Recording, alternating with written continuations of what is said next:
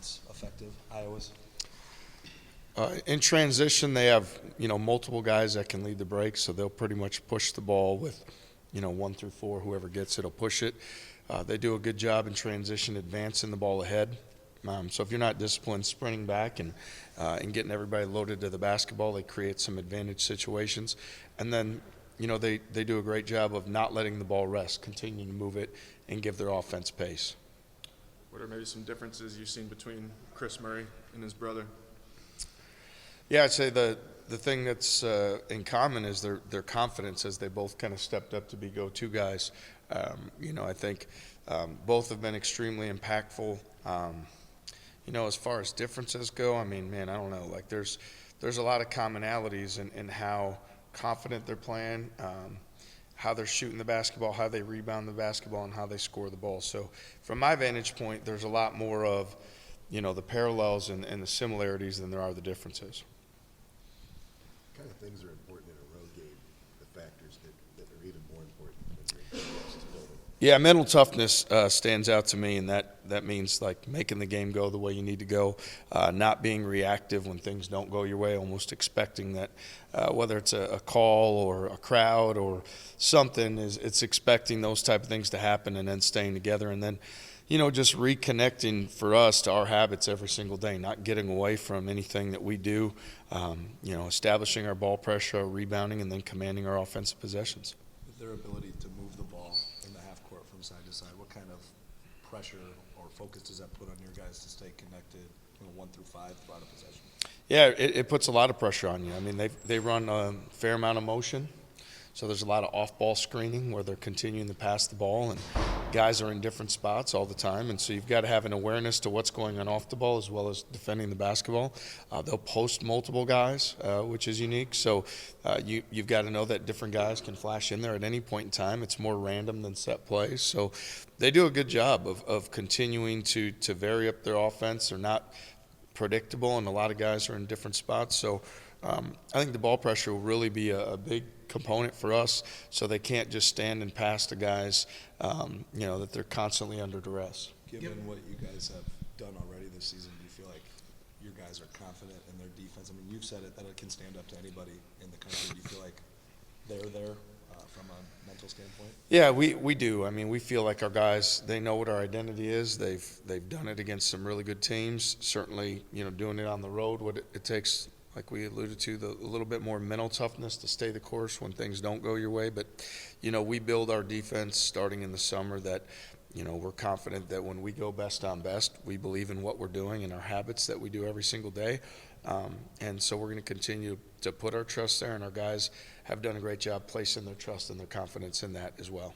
Given what's going on nationally with conferences expanding beyond recognition eventually, and the fact that conferences, the Big 12 included, plays 2, 3, something like that, challenges, battles, whatever the heck you want to call them, against other conferences. Mm-hmm.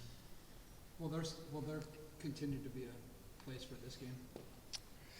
Yeah, that's a great question. I don't necessarily have the answer to. In terms of, for us, we're still talking about how many league games will we have. I know that's something that's happened with the Big Ten as well, and so we know that these rivalry games are important. They're important for our fans. They're important for those who've come before us, and so there's something for us that we embrace and that we get excited for. But at the same time, there's a lot of those decisions are made far over my head and how those things go, and we'll just see, and we'll be adapted to whatever the outcome is. I think at every place you've coached, there's been in-state rivalries. What, appreciation does that give you over, the entire course of your career, having seen a number of them up close? Yeah, no, the in-state rivalries, certainly the playing in the hostile environments, playing in a packed house, that's if you're a competitor, you want those environments, you want those challenges.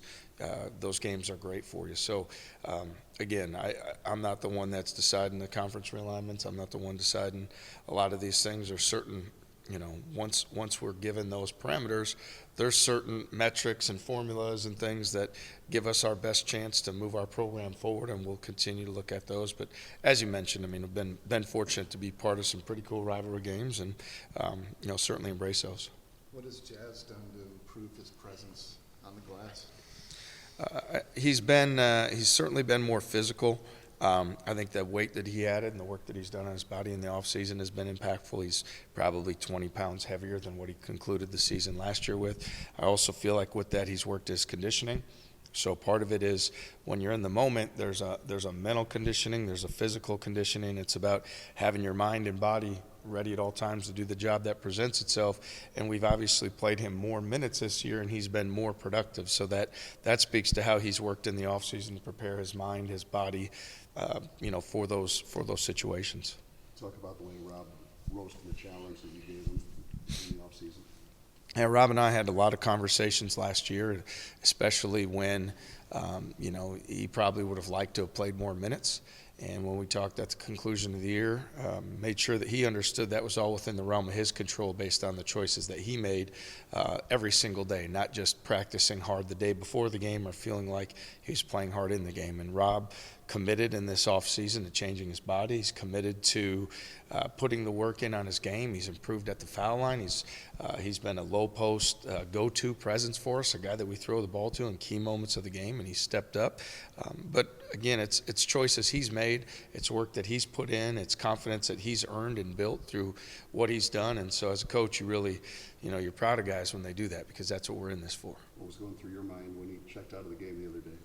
Really cool experience when you see, nearly 14,000 fans on their feet, to tell him a job well done, and we recognize it and we see it, and pretty special moment. And I think for him too, as he walked off that court and to kind of encourage the fans to get off their feet, it was a mutual respect. It was Rob showing his love and gratitude to the Cyclone fan base for giving him the energy. There wouldn't be Big Rob energy without the fans and the energy that they bring to him during the game. He needs to get a name, image, and likeness deal. Well, he'd be open to you supporting and funding that. So however you'd like to step up, I'll let him know to reach out. Newspapers don't get that, so maybe someday. How important is his spark off the bench in a road game, in this game specifically? Well, he does that for us every game, and I think as a coach, it's important you have depth. It's important that you have energy and scoring off the bench, and he's given us both. And he's somebody that, our toughness, our grit, physical plays, things like that, when he comes in the game, they seem to elevate, and that's what we want to do. We want to tell our guys, and we want to demand from them that when we substitute, that we're going to get stronger, that we're going to be tougher, and then when you go past me there to go into the game, that the accountability and the standards we live up to every day, and that we're going to play with those. How does having him in Oshun that you can throw the ball in the block too, maybe, or how has it helped you guys maybe avoid some of the droughts and things like that you did last year, where you can just drop it down to them, it's like make something happen on close to the rim, I guess? Yeah, well, it's certainly it's balanced our offense. It's caused our offense to be more physical. It's prevented our guards from feeling like they have to make heroic jump shots at the end of the clock.